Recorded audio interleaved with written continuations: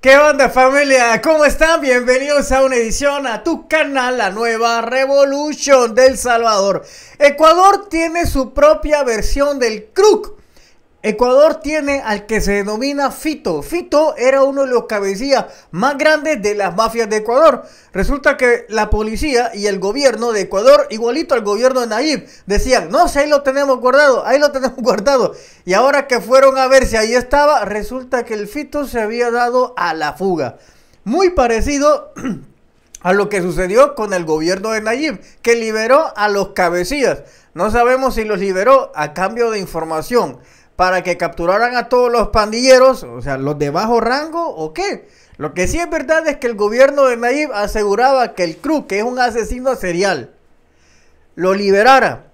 Le dio carros, le dio coyotes y le dio armas. Eso es lo que investigó Estados Unidos. No estamos hablando aquí del embajador, no, estamos hablando de otros niveles.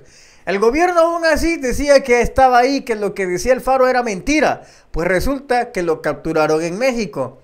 Cuando fue así, todos los del gobierno cerraron el hocico, porque no sabían qué podían hacer. Pero escuchemos un poco cómo fue la versión en Ecuador. ¿Dónde está el criminal más peligroso de Ecuador? Según informes de prensa, las fuerzas de seguridad ecuatorianas realizaban una operación en la cárcel regional de Guayaquil, cuando se dieron cuenta de que Adolfo Macías, alias El Fito, no estaba en su celda, y aún no hay información de su paradero.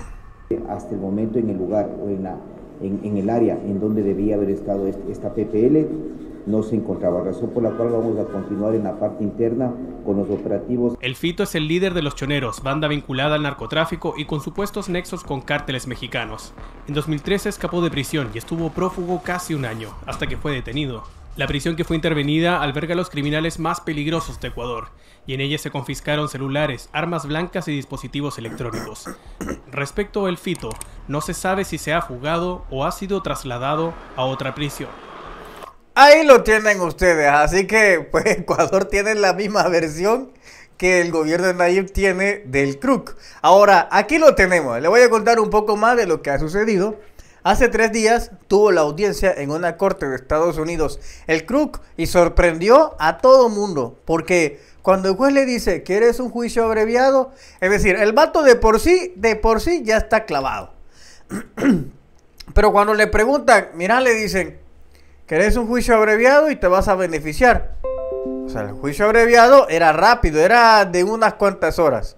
Él dijo, no. Todos se quedan en shock.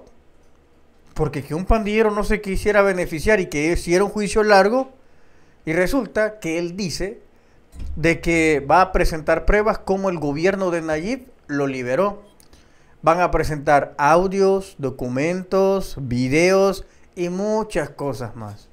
Así que lastimosamente al presidente de la República, Nayib Bukele, por haber seguido los pasos de Funes, andar pactando con las pandillas, que aunque el resultado de Nayib sí fue positivo, puede que le traiga duros costos en el futuro. Hay que recordar que Juan Orlando, el presidente de Honduras, hizo algo similar. Él pactaba con los delincuentes y cuando capturaron a los delincuentes, los extraditaron, los delincuentes dijeron, miren, el gobierno de Honduras del presidente Juan Orlando, él nos ayudó y mostraron el esquema de cómo había sido. Esperaron que él saliera del poder, lo capturaron y lo extraditaron y ya está guardado allá en Estados Unidos. Si el presidente Bukele sigue con esas cosas, la verdad es que un fin muy parecido le va a ocurrir. Les mostré un video en mi otro canal, no creo que fue aquí, de que asesores de Nayib prácticamente ya se le dieron orden de captura porque estaban financiando grupos terroristas con la Bitcoin. Esos eran asesores actuales de Nayib.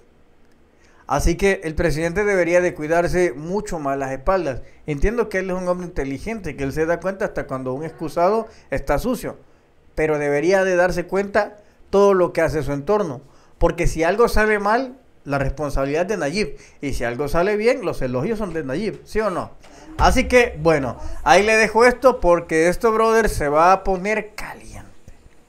Muchas gracias por todo, se les quiere y de gratis. Y no se olvide suscribirse y compartir sobre todo estas noticias que son imparciales, que yo les muestro aquello que los youtubers Medusa no lo van a mostrar nunca.